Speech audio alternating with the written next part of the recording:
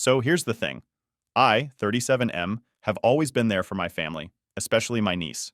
She's 13, and her mom, my sister-in-law, has had a rough go of it since my brother passed a few years back. I stepped in where I could, helped with expenses, made sure my niece didn't go without. I never thought twice about it, honestly. Family's family, right? Anyway, the day this all went down started like any other. I was heading home after a regular day at work, looking forward to putting my feet up and maybe watching some TV. But as soon as I walked through the door, I noticed something was off. My phone was ringing nonstop. I checked it and saw a few missed calls from my sister-in-law, and some messages too, though none of them made much sense. She just kept saying, "You need to pick up. It's serious," and "You're in trouble." No context? Nothing. Now, I'll admit, I brushed it off at first. I figured it was some drama with her finances or whatever. She'd been in and out of financial messes lately, and I'd had to bail her out before, so I ignored it. Figured I'd call her back later once I'd settled in. But then, maybe an hour later, I got another call, but this time it was from a blocked number. I answered, figuring it was some scam call, but then the person on the other end said, "Hello, is this my name? This is Detective so-and-so. We need you to come down to the station." That got my attention. I can't even explain the dread that crept up. It's that feeling where you know something's seriously wrong and you have no clue what it is, but your gut is just screaming at you. I asked what was going on, but they wouldn't tell me anything over the phone, just insisted I come down as soon as possible. So I grabbed my keys and went straight to the station, trying to mentally run through every possible reason I could be there. But I couldn't come up with anything that made sense. When I got there, they led me into one of those cold, sterile rooms with a metal table and chairs, and the whole atmosphere made me feel like I was in some bad crime show. The detective sat down across from me, looking dead serious, and asked if I knew why I was there. I said no, but by that point my mind was racing, trying to piece together what the hell was going on. Then he told me. He said my niece had come forward with some serious accusations against me. I didn't understand at first, just blinked at him, trying to process. But when he repeated himself and explained exactly what she was claiming, I felt like I'd been punched in the gut. She was accusing me of something I wouldn't even repeat out loud, something that, honestly, made my skin crawl just hearing it. I was stunned, completely frozen in shock. My first instinct was to deny it, of course. I told the detective this had to be some kind of mistake, that I'd never do anything like that, and that I couldn't believe she'd say something so horrible. I mean, this was my niece, a kid I'd practically helped raise since her dad passed. It just didn't make any sense. But here's the thing.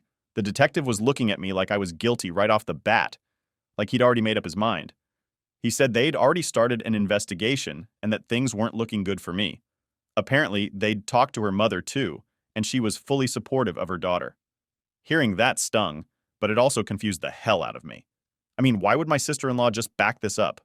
Where was all this even coming from? At that point, I was panicking.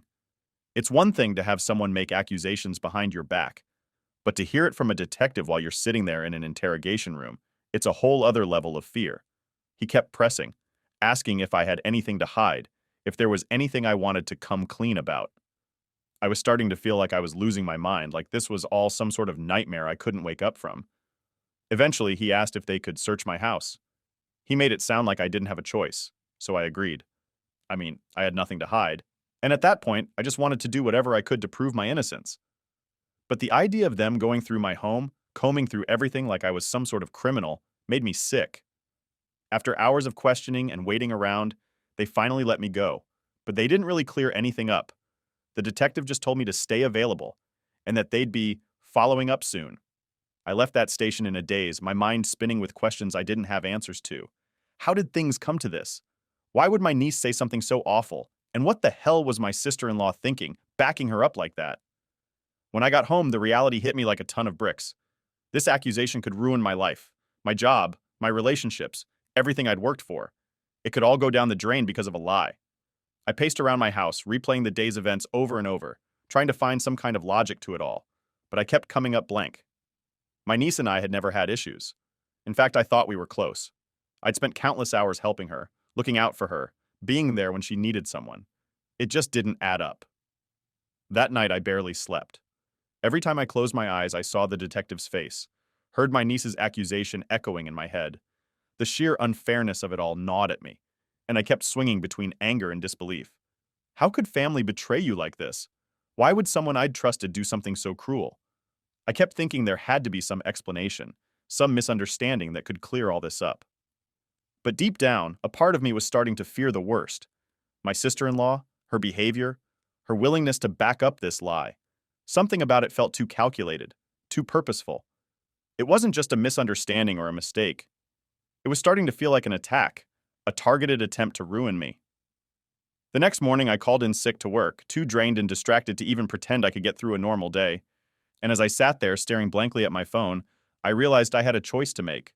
I could try to push through, pretend this was all going to blow over, or I could start fighting back, digging into why they were doing this and exposing the truth.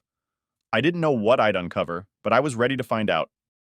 After that nightmare interrogation, I was left totally wrecked. I couldn't eat, couldn't sleep, couldn't focus on anything other than what my niece had said about me. I was trying to make sense of it all, but every thought just led to more frustration and confusion. How could a kid I'd helped so much suddenly turn on me like this? And why would my sister-in-law, my late brother's wife, back her up on something so out of line? The worst part was that the police hadn't just brushed it off after she'd said it. They were taking her seriously, investigating me as if I'd actually done what she claimed. The entire situation felt insane. I was just sitting there in my own home, my life now under a cloud of suspicion. Everything around me felt different, like my whole house was tainted somehow, and I couldn't shake the feeling that something darker was going on here, like there was some missing piece to all this I couldn't see. I couldn't shake the feeling that this wasn't just a kid saying something dumb. It felt planned, like there was a reason behind it. But what? Then out of nowhere, I got a call from the detective handling my case. He told me they needed to bring my niece in for another interview, this time without her mother present. That caught my attention. I didn't know why they'd separate them, but if the police were thinking something was fishy, that was a bit of a relief. It was like a tiny crack of hope that maybe this whole thing would get cleared up. I don't know what went on in that room during her second interview. All I know is that, a couple of hours later, I got a call that changed everything. The detective sounded different, like he was suddenly on my side. He told me that my niece had admitted to making the accusation up. I felt the air leave my lungs. She made it up? I mean, I wanted it to be false, obviously since it was a lie, but hearing it confirmed was just something else. I felt a strange mix of relief, anger, and honestly, just pure betrayal. I asked him what she'd said, why she would lie like that, but he said he couldn't give all the details over the phone. All he told me was that her mom, my sister-in-law, had pressured her into it. Hearing that, I can't describe it. There's this saying, blood is thicker than water, right? But in that moment, I felt like my own family had thrown me under the bus without a second thought. My sister-in-law had pushed her own daughter, her own kid, to lie and say that I'd done something unforgivable. For what? It didn't make any sense. When I met with the detective in person, he laid it all out. My niece had confessed that her mom told her to make the accusation because they needed money, and my sister-in-law thought this would be an easy way to blackmail me. The entire plan was to force me into a corner where I'd be so scared of the damage to my reputation that I'd pay up, stay quiet, and save my own skin. I sat there, stunned, while he explained it. Every word was like a stab in the back. I'd always known that my sister-in-law had struggled with finances after my brother died. That's why I'd stepped in so many times to help. Groceries, clothes for my niece, a little extra here and there to make sure they were okay. And she'd turned that against me, weaponized it to try to squeeze even more money out of me. The detective explained that, in her statement, my niece said she'd tried to push back at first. She knew it was wrong, she said, and she was scared to do it.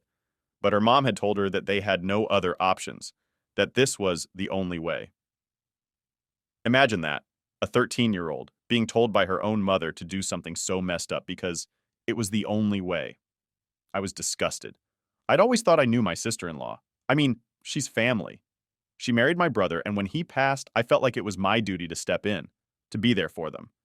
But hearing how she manipulated her daughter into saying something that could destroy my entire life, I couldn't wrap my head around it. How desperate. How selfish do you have to be to put your kid through that? The detective asked if I had any idea she might be in such deep financial trouble. I told him honestly that she'd mentioned money issues a few times, but nothing ever that extreme. She was always vague about it, saying she might need a little help, that sort of thing. And yeah, I'd helped her out before, but I had no idea she'd gotten to the point where she'd turn on me like this. I couldn't sit still. My hands were shaking, my mind racing. I kept thinking about all the times I'd trusted her, let her into my life, into my home. And now, knowing she was capable of this level of betrayal, it was unreal. I'd heard of people backstabbing each other for money, But this was my family. I never thought it'd happen to me, let alone from the people I'd been bending over backward to help. And then there was my niece. I didn't know what to feel about her anymore. Part of me felt sorry for her. She's just a kid, after all. But she'd still gone along with it. She'd still let those words leave her mouth, knowing full well what they could do to me. I couldn't stop picturing her face, the kid I'd helped raise, now forever associated with a lie that nearly shattered my life.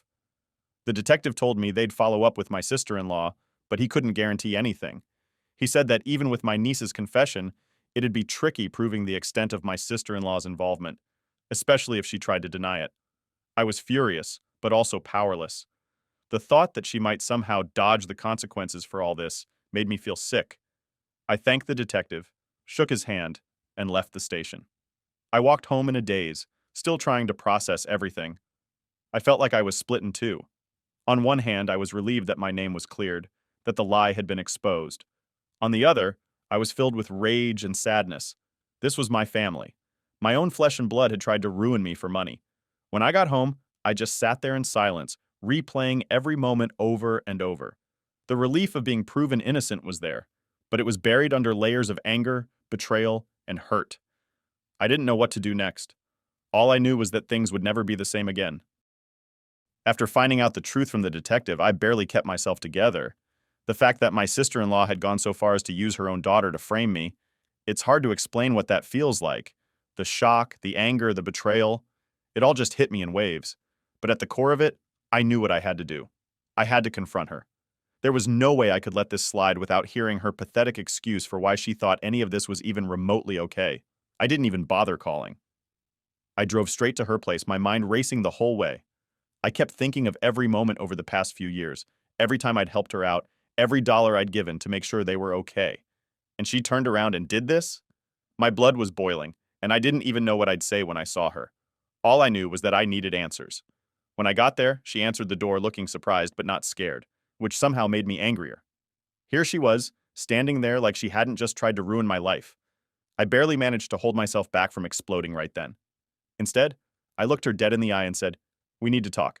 Now." She tried to play it cool, giving me a fake smile and asking if I wanted to sit down, like this was some kind of normal conversation. I wasn't having it. "Why?" I asked, cutting to the chase. "Why would you do this? Why would you push your own daughter to make up something that serious?" At first, she looked taken aback, like she hadn't expected me to be so direct. But then she recovered and gave me this tired, dramatic sigh. "Look," she said, "you don't understand how hard it's been. I'm a single mother, and things have been really rough since your brother passed. You have money, and I don't, and—" "Stop!" I interrupted. I didn't want to hear her excuses. "You tried to ruin my life. You told your daughter to accuse me of something disgusting. Do you have any idea what you were doing?" She crossed her arms and looked away, acting all defensive. "I didn't have a choice," she muttered, still not meeting my eyes. "You're well off, and we're struggling. I was desperate, okay? Desperate people do desperate things." I couldn't believe what I was hearing. Desperate people do desperate things? That's her reasoning? "You thought dragging my name through the mud was an okay solution because you were low on cash?" I practically yelled. "I've helped you every single time you've asked, and this is how you repay me?" She rolled her eyes, which only set me off even more. "Oh, please. You act like you've done so much for us, but a few handouts here and there don't exactly solve all my problems. I needed real help." Real help? I couldn't stop myself from laughing at how absurd this was. "I've paid for groceries, clothes, school supplies, you name it. How much help were you planning to milk me for?" She stayed silent, but her jaw was clenched, and she finally looked up at me, clearly annoyed. "It's easy for you to say. You don't know what it's like, struggling day in and day out. I thought if I could just scare you a little, maybe you'd finally give us what we actually need." "Scare me?" The word echoed in my head. "You wanted to scare me into handing over money by having your daughter accuse me of something unforgivable. Do you understand how messed up that is? Or have you lost all sense of reality?" Her face hardened and she said, "It wasn't supposed to go this far. I thought you'd just pay up quietly, maybe feel bad enough to help us out long term. You have to understand, I didn't mean for it to get out of hand like this." Get out of hand. I could feel my pulse pounding in my temples. "You told your daughter to accuse me of a crime, a crime. Did you even consider what this would do to me, or what it would do to her?" She looked away again, not saying anything. It was like she'd built up this wall around herself where nothing could get through.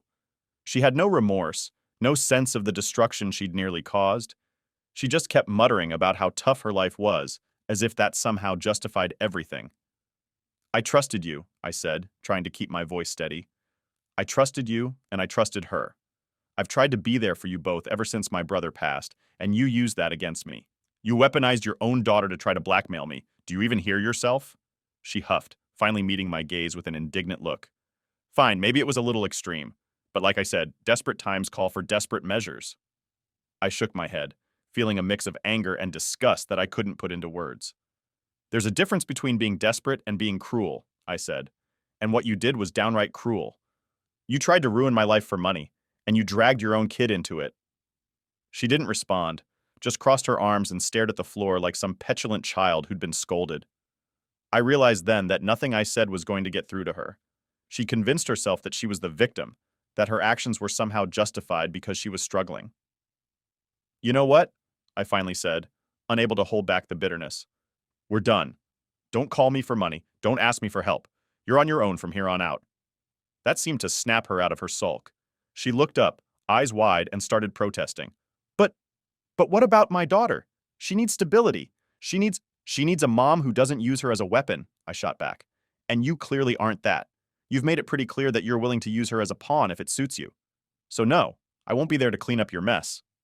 She tried to guilt trip me after that, saying I was being too harsh, that my niece shouldn't suffer because of her mistakes. But I'd had enough. I told her I wasn't backing down, and I walked out. For the first time, I felt like I was actually breathing. The confrontation didn't give me any closure, though. If anything, I walked away feeling even more bitter. My sister-in-law had twisted things to make herself the victim, as if her struggles somehow justified everything she'd done. And the worst part was, she still didn't understand the damage she'd almost caused. I realized then that she didn't care about me or her daughter.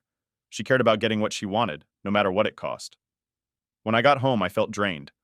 I thought confronting her would bring me some kind of peace, but all it did was make me realize how deeply she'd betrayed me. It was like a switch had flipped, and I finally saw her for who she really was, a manipulative, selfish person who would do anything to get her way. I didn't know what would happen next, but one thing was clear. I couldn't trust her ever again. After that confrontation, I felt completely drained. I thought finally calling her out and cutting her off would bring me some kind of closure, maybe even peace. But if anything, I felt even more rattled. It was like I'd spent the whole time talking to a wall. She had no remorse, no real understanding of what she'd done. The woman honestly thought she was the victim in all this. When I got home, I just sat in silence for a long time, replaying everything in my mind. I tried to brush it off, tell myself that I was free of her, that I didn't owe her anything anymore. But every time I thought of her twisted excuses, that lack of remorse in her eyes, something boiled up in me again. She'd almost ruined my life, using her own daughter to try to manipulate and extort me, and she acted like it was nothing, like I was the one being unreasonable for not handing over cash. That night, I barely slept. I kept thinking about the people I know, the people who might have heard about the accusations before they were cleared up. And even though the police had wrapped up the investigation with my name cleared, there was still this nagging feeling in the back of my mind that the damage was already done. People don't just forget things like that, even when the truth comes out. By morning, I knew what I had to do. I couldn't just let this go, not after what she'd tried to pull. It wasn't enough to cut her off and move on with my life. I had to hold her accountable.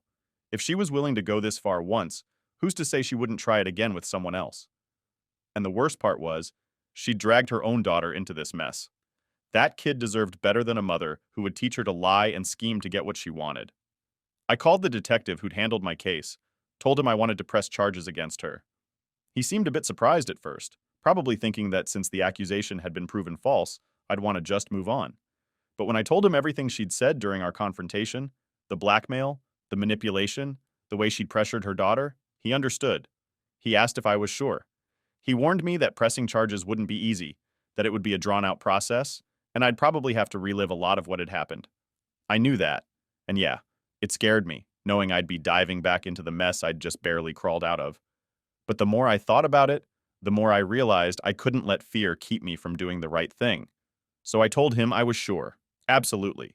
This wasn't just for me, it was for my niece too.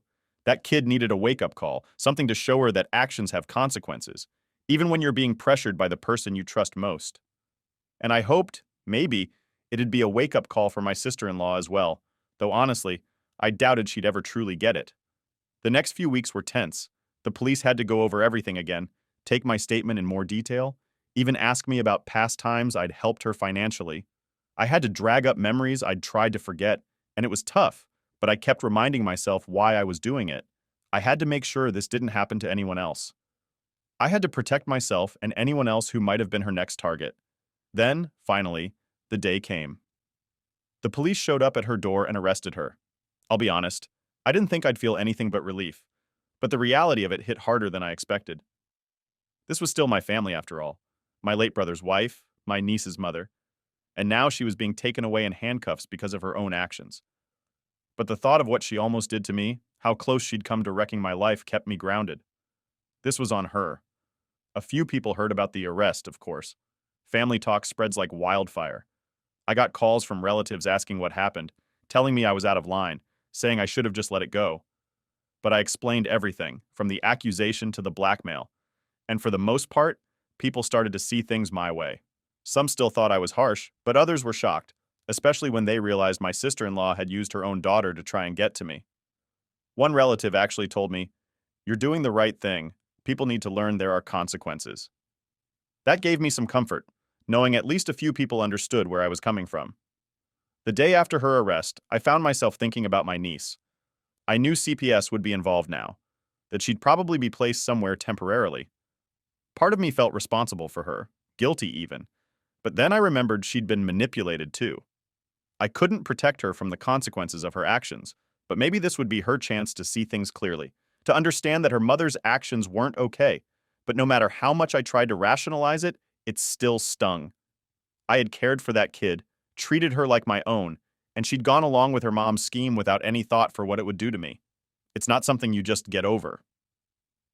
In the weeks that followed, I focused on rebuilding, trying to get back to some kind of normalcy. But the whole experience had left its mark. I was more cautious now, more guarded. Family didn't mean the same thing it used to. I'd learned the hard way that loyalty can be one-sided, and people you trust can turn on you for reasons you'll never understand. When I look back on that decision to press charges, there's no regret. I did what I had to do. I protected myself, and maybe in a way, I helped my niece too. I hope one day she'll realize that this was all because her mother took advantage of both of us. I hope it's a lesson she'll never forget. In the days after my sister-in-law's arrest, I felt like I was in this weird in-between place. Part relief, part regret, and a whole lot of anger that hadn't really gone anywhere. My family was pretty divided over what had happened. Some people thought I was completely in the right, and others thought I'd gone too far pressing charges against her, that I should have just let it slide and moved on. It was funny in a way. Everyone had an opinion, but no one really understood what I'd been through. I tried not to let it bother me. At the end of the day, I knew why I'd done it. I couldn't let what she did go unpunished, not when she'd come so close to destroying my life. And honestly, I hoped it would teach my niece a lesson too. But even knowing that, it didn't make things easier. My family, the people I thought I could count on, felt like strangers now. Going back to work was strange. For a while, I felt like I had this label stuck to me, like everyone could see what I'd been through even if they didn't know the details. I know it was all in my head, but I couldn't shake it. I was hyper aware of every interaction, wondering if people were thinking things or whispering behind my back. My boss and a few close friends knew what happened, and they were supportive, which helped, but it still felt like this heavy cloud was hanging over me. Every day, I'd replay everything in my mind, wondering if there was something I could have done differently. Could I have prevented this? Should I have been more cautious with my sister-in-law? Maybe not been so trusting? It's weird. Up until this mess, I'd always believed in being generous, especially with family. But now I couldn't help but question all of it. Had I been naive? Too willing to help? I'd always seen myself as a good guy, but I started to realize that sometimes being the good guy just makes you an easy target. About a week after the arrest, I got a call from a family friend who'd heard bits and pieces of what went down. She told me that my niece was staying in a temporary foster home, and I felt a pang of guilt I couldn't ignore. I knew she'd been manipulated, that her mom had put her in an impossible position, but that didn't erase the fact that she'd gone along with it. It's hard to look past that. Still, hearing that she was alone in a foster home hit me. No kid should have to go through that, even if they were part of something so messed up. Part of me wanted to reach out, to offer some kind of support. Maybe get in touch with her through CPS or see if there was a way I could check in. But every time I thought about it, I just felt this wall of anger go up again. I wasn't ready to forgive. Not yet. Maybe one day, but right then, the wounds were too fresh. And besides, I wasn't even sure what good it would do. She needed time to process everything, to understand the consequences of her actions, and I needed time to heal. Update. It had been a few months since everything had gone down with my sister-in-law, and for the first time in a while, I was beginning to feel like things were stabilizing. I'd put a lot of distance between myself and the whole mess, and while I still felt betrayed, I was getting better at managing it, at not letting it control my every thought. Life was finally starting to feel normal again, or at least as normal as it could after something like that. Then, one afternoon, I got a call from an unfamiliar number. I almost didn't pick up. I'd been dodging random numbers for a while, figuring they were either telemarketers or family members trying to stir things up. But something about this one made me answer. The voice on the other end was calm, professional. "Hello, is this my name?" "Yeah," I replied, still a bit guarded. "Who's this?" "This is Sarah from Child Protective Services. We have your niece in our care and wanted to speak with you about a potential option." Hearing that, I felt a cold shock hit me, and I braced myself for whatever was coming next. She went on, explaining that my niece had been in temporary foster care since my sister-in-law's arrest. Apparently, they'd reached out to other family members, but either they hadn't met the criteria or weren't interested in taking her in. So here they were, giving me a call to see if I would consider temporary custody. I I don't know, I stammered, feeling a rush of emotions that I wasn't ready to face. "I'm not sure I'm the best option." Sarah was patient, letting me process everything. She explained that my niece's case was complicated, that she'd been through a lot with her mom, and that her environment hadn't exactly set her up for success. She sounded understanding, even sympathetic, like she knew how loaded this was for me. And maybe she did. She'd probably handled cases like this before. "Look," she said after a moment, "I'm not saying you have to decide right now. This is a difficult situation, and I understand there's been a lot of conflict. But as a family member, you'd have a chance to provide some stability for her, even if it's just temporary." I told her I'd think about it, and we agreed to talk again in a couple of days. When I hung up, I just sat there, staring at nothing, trying to wrap my head around it all. The idea of taking her in felt overwhelming. Part of me wanted to help her. She was just a kid, and she'd been through a mess of her own. But another part of me couldn't shake the hurt and betrayal of what she'd done, even if her mom had pressured her into it. The next couple of days were a whirlwind. I couldn't focus on work, couldn't really sleep either. The decision hung over me like a weight, making everything else feel insignificant. I kept going back and forth, trying to weigh the options. On one hand, she was still my niece. Despite everything that had happened, I'd watched her grow up.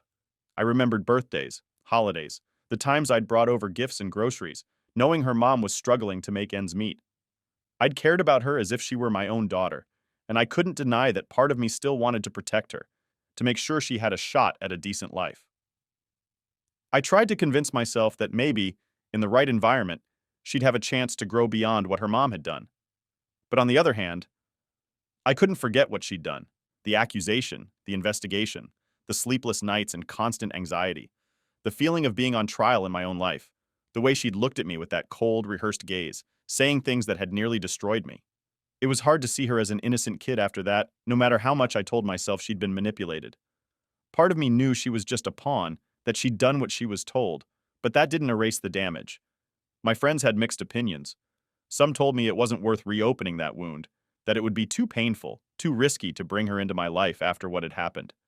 Others said maybe it was an opportunity to make a difference, that if I took her in, I could be the positive influence she needed to turn things around.